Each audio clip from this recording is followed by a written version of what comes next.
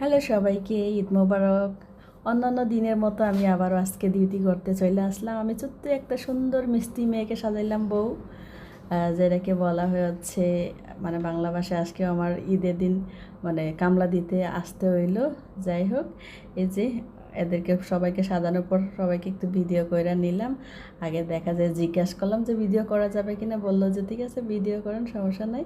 যার জন্য একটু ভিডিও করলাম। আমি আসলে সচরাচর ভিডিও করি না এই সমস্ত, আগে জিজ্ঞাসা করে নিই, কারণ দেখা যায় যে অনেকে বলতে পারে যে আমি কেন ভিডিও করি বা ছাড়বো, কিন্তু তাদেরকে জিজ্ঞেস করে তারপরে দেখা যায় যে ভিডিও করতেছি। সবার শ্বাসকোশ শেষ, এরপর সবাই চলে যাবে। আর হেদের গ্রুপে হলো সব থেকে বড় আপু হচ্ছে উনি অনেক ভালো ছিল।